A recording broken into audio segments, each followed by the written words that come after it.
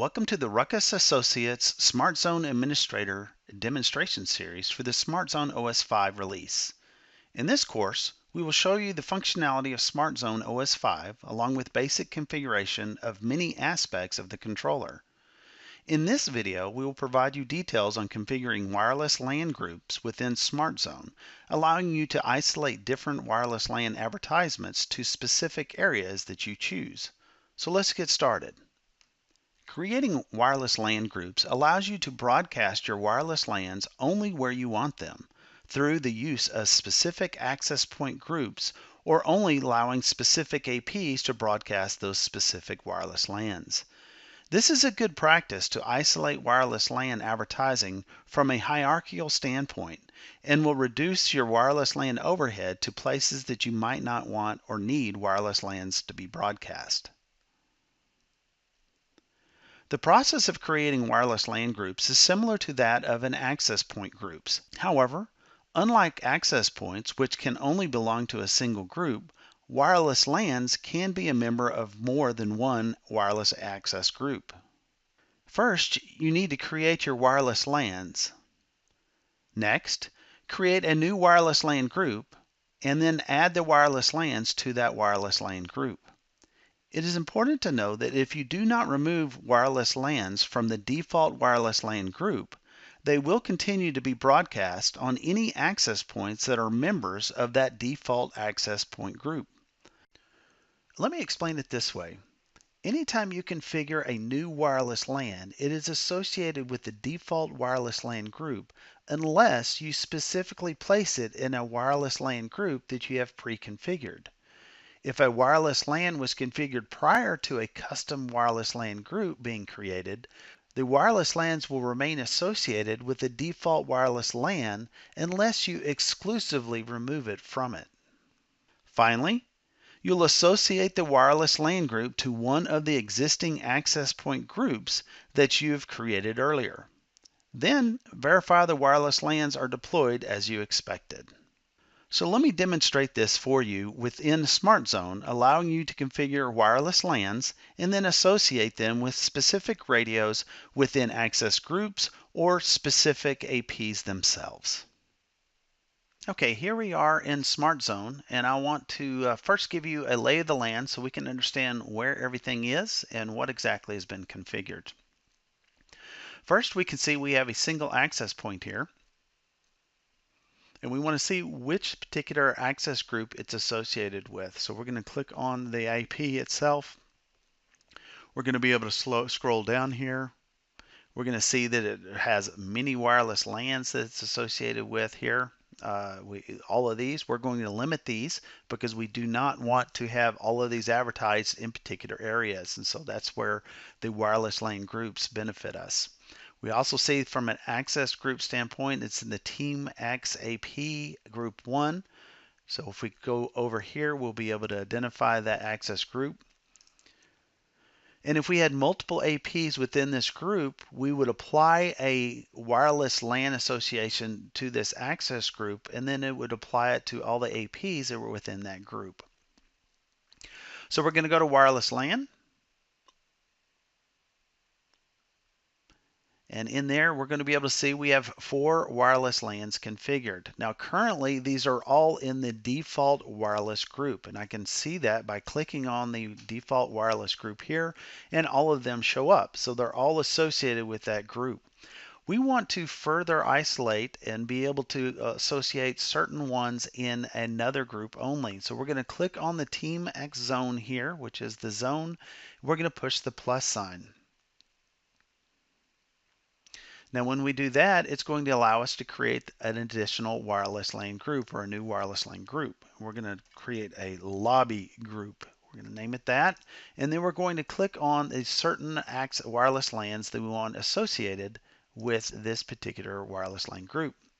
So we're going to do the guest access, and we want the point of sale to be accessible to people within that front lobby. And so we're going to associate those with this wireless LAN group. Now, the next option we have when we go to the next button is that we can override the VLAN for these particular wireless LANs in this particular group if we so choose so. We can do that by a couple of options, which would be pooling, meaning that we could have multiple VLANs that would be associated through a hashing algorithm of them being chosen within those VLANs. We do need to pre-configure that, and we do have another video that explains that in more detail. We can also just set a simple tag, meaning that if once we set tag here, we could create a VLAN, or we could associate a VLAN with this particular wireless group for this particular access group or those APs, and anybody that would be connecting to this wireless LAN would be associated with that VLAN 20. Now, we're not going to change any of that here, but I want to make sure you are aware that you can make these modifications within the wireless LAN group if you so choose. You can also create and specify a NAS ID as well for these particular wireless LANs.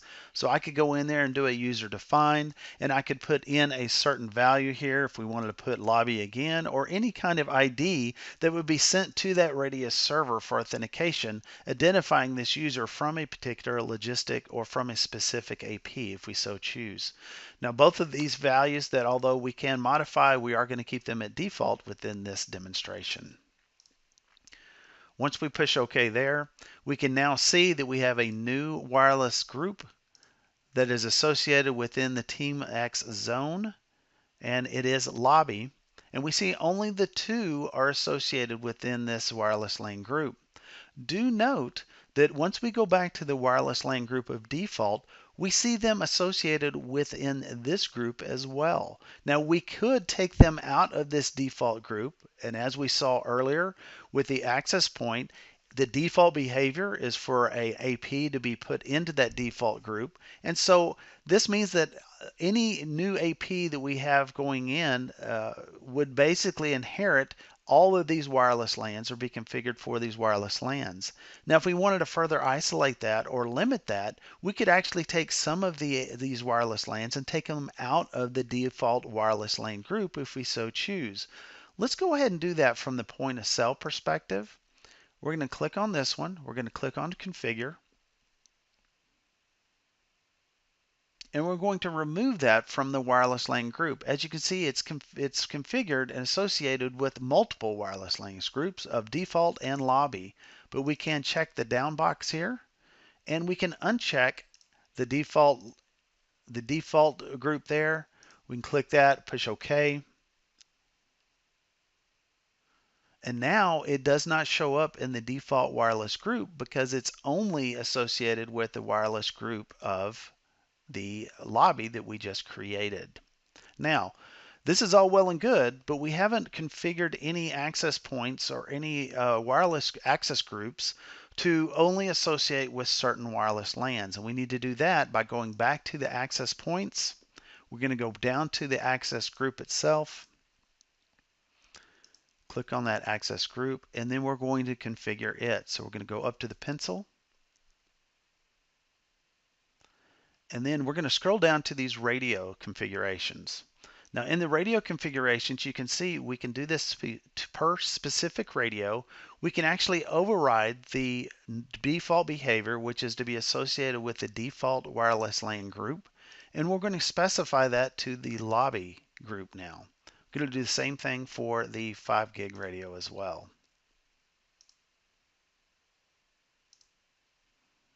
Now that both of those are associated with lobby, the new wireless group I've created, I'm going to push OK. Now, any of the APs that are associated for that wireless group that's been configured here, then we're going to see that it is going to inherit only those particular wireless LANs that are associated with the wireless group. Let's go into the configuration and verify that it does reflect that we've associated it with a specific wireless group now. And we do. We see on the 2.4 as well as the 5 gig radio, we have overridden the default behavior, which is the default wireless LAN group, and we have associated it with the lobby group as well. So once we have seen that, let's go to the AP and take a look now. We click on the AP, and then we scroll down, And we see now that it's only advertising the two wireless LANs that we have associated with the group in which it's configured for. If we go down to the radios, we can see now again the wireless LAN group is lobby for the 2.4 as well as the 5 gigahertz radios also.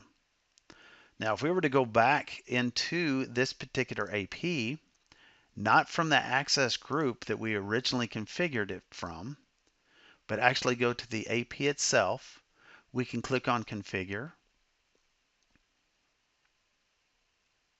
and we can actually override those values again. We can go down to this and we could actually say, no, we want this particular AP, unlike the others within this access group, to have a default behavior. So it's going to go back to the default wireless group. We're going to click on this one, radio as well. We're going to offer default there also. We're going to push OK. And once we push OK, we're going to click on the AP again. We're going to scroll down and look at the wireless LANs that it's advertising, and it's advertising the 3 wireless LANs. Now, why is it not advertising the 4th, the point of sale? Well, that is because if we go back and take a look under the wireless LANs, we do not have that particular point of sale associated with the default wireless LAN group. We only have it associated with the wireless group of the lobby that we created.